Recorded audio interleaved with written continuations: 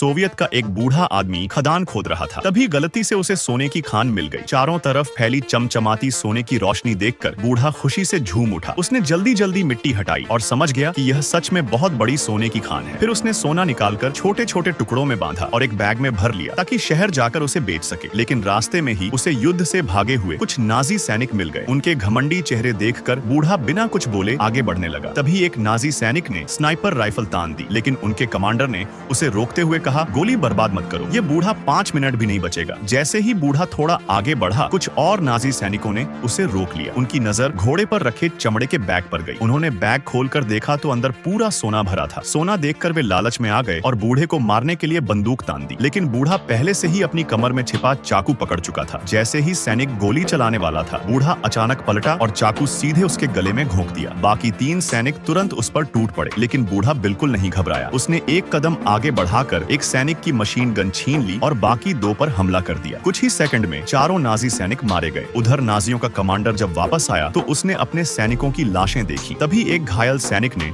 उसे सोने का एक टुकड़ा दिखाया। कमांडर समझ गया कि बूढ़े के पास बहुत सारा सोना है। उसने तुरंत टैंक लेकर बूढ़े का पीछा शुरू कर दिया। दूर से टैंक तेजी से उसकी तरफ बढ़ रहा था। कमांडर ने ग्रेनेड फेंकने और मशीन गन से हमला करने का आदेश दिया। भागते समय अचानक बूढ़े का घोड़ा एक बारूदी सुरंग पर चढ़ गया। जबरदस्त धमाका हुआ और घोड़ा टुकड़ों में उड़ गया। कमांडर को लगा बूढ़ा भी मर गया होगा, लेकिन बूढ़ा चमत्कारिक तरीके से बच गया। जब वह उठा तो उसने देखा कि उसके बैग में रखा सारा सोना धमाके में बिखर चुका था। अब बूढ़े के पास कुछ भी नहीं बचा था और वह फिर से उसी खदान की तरफ लौट गया। बूढ़े आदमी ने जल्दी जल्दी बिखरा हुआ सोना उठाया।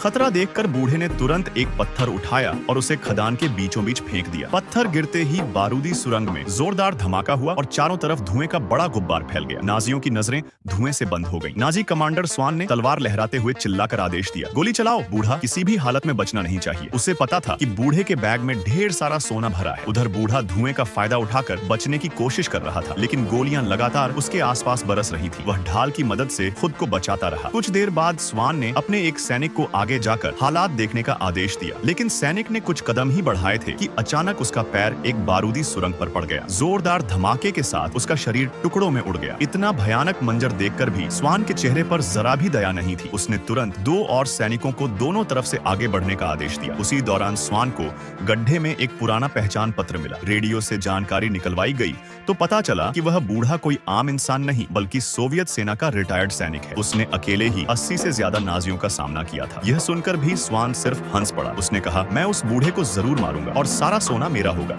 उधर बूढ़ा जो अब पूरी तरह घायल हो चुका था, लंबा सफर तय करने के बाद थककर चूर हो गया। वह छोड़े हुए ट्रक के सहारे बैठ गया और अपने घावों का इलाज करने लगा। पहले उसने घाव के आसपास की मिट्टी साफ की, फिर दर्द सहते हुए खंजर से अपने शरीर में फंसी गोली बाहर निकाली। घाव का दर्द इतना ज्यादा था कि कुछ ही देर में वो वहीं बेहोश होकर सो गया। पता नहीं कितना समय बीता। तभी टैंक की आवाज सुनकर उसकी आंख खुली। उसने चारों तरफ देखा तो पता चला कि नाजियों ने उसे ढूंढने के लिए सैन्य कुत्ते छोड़ दिए हैं। बूढ़ा घबरा गया, क्योंकि अगर कुत्ते पास आ गए तो उसके शरीर से निकलती खून की गंध तुरंत पकड़ लेंगे। तभी उसने एक खतरनाक योजना बनाई। जैसे ही नाजियों का ट्रक उसके पास से गुजरा, बूढ़ा चुपके से ट्रक के नीचे लटक गया और नीचे की प्लेट को कसकर पकड़ लिया। फिर उसने अपने खंजर से ट्रक की तेल टंकी में छेद कर दिया। पेट्रोल उसके पूरे शरीर पर बहने लगा ताकि खून की गंध छिप जाए। पेट्रोल की तेज गंध की वजह से सैन्य कुत्ते अपना निशाना खो बैठे। ट्रक रुकते ही बूढ़ा नीचे से निकलकर नदी की तरफ भागा, लेकिन फिर भी कुत्तों ने उसे देख लिया। नाजियों ने तुरंत कुत्तों की रस्सियां खोल दी और उन्हें बूढ़े के पीछे छोड़ दिया। बूढ़ा जानता था कि वह दौड़ में कुत्तों को नहीं हरा सकता, इसलिए उसने जल्दी से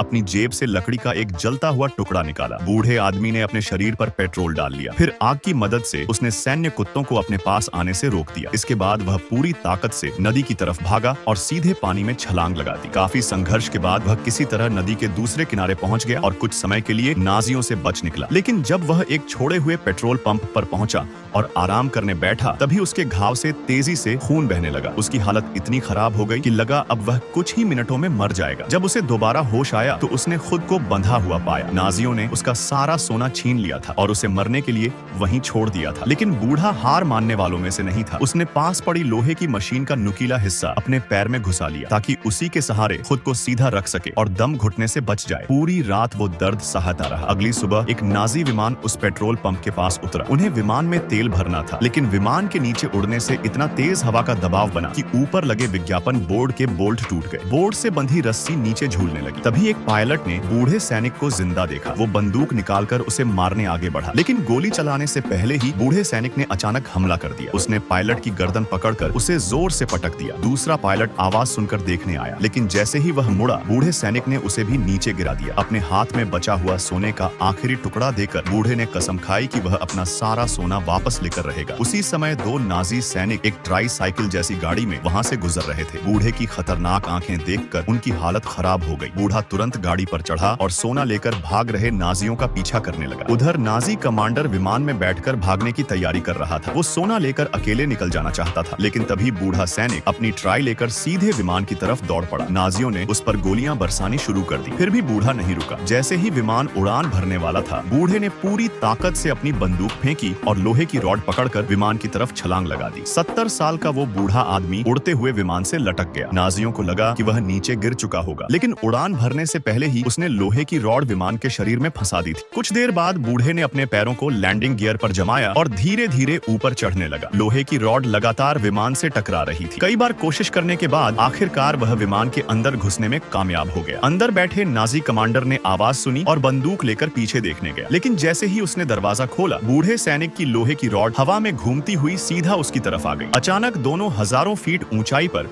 उड़ते विमान के अंदर भयंकर लड़ाई करने लगे। चारों तरफ मारपीट और खून खराबा मच गया, लेकिन बूढ़ा सैनिक पहले से ही बुरी तरह घायल था, इसलिए वह ताकत में स्वान का मुकाबला नहीं कर पा रहा था। स्वान ने उसे बेरहमी से पीटना शुरू कर दिया। कुछ ही देर में बूढ़ा लगभग मरने की हालत में पहुंच गया, लेकिन स्वान यहीं नहीं रुका। उसने सामान से बंधी मोटी रस्सियां उठाई और उन्हें अपने हाथ में लपेट लिया। फिर रस्सी के आखिरी हिस्से में लगे लोहे के हुक से बूढ़े सैनिक के चेहरे पर जोरदार वार किया। बूढ़ा सैनिक अब अपनी आखिरी सांसें गिन रहा था। तभी उसकी नजर सामने लगे विमान की टोप पर पड़ी। उसने अपनी बची हुई आखिरी ताकत जुटाई, स्वान की खींची हुई रस्सी को पकड़ लिया और उस लोहे के हुक को विमान की टोप में फंसा दिया। अगले ही पल स्वान उसी रस्सी में बुरी तरह उलझ गया। मौका मिलते ही बूढ़ा सैनिक तेजी से कॉकपिट की तरफ भागा। उसने अंदर जाकर पायलट को खत्म कर दिया और खुद विमान का कंट्रोल संभाल लिया, लेकिन विमान अब तेजी से नीचे गिर रहा था। आखिरकार विमान सीधा कीचड़ भरी जमीन में जा टकराया। गहरा कीचड़ होने की वजह से टक्कर का असर थोड़ा कम हो गया और इसी कारण बूढ़ा सैनिक चमत्कारिक तरीके से बच गया। आखिर में बूढ़ा सैनिक अपना सारा सोना लेकर बैंक पहुंचा। वहां उसने सोना बेचकर पूरे 90 लाख रूबल हासिल किए। इतना पैसा देखकर हर कोई हैरान रह गया, क्योंकि इतनी दौलत कोई इंसान जिंदगी में भी शायद ही खर्च कर पाए। तो दोस्तों, आज के वीडियो में इतना ही। कमेंट में बताना कि अगर आपको कभी इतना सोना मिला तो आप क्या करोगे। वीडियो को लाइक करके चैनल को सब्सक्राइब जरूर करना। मिलते हैं अगले वीडियो में। Bye bye.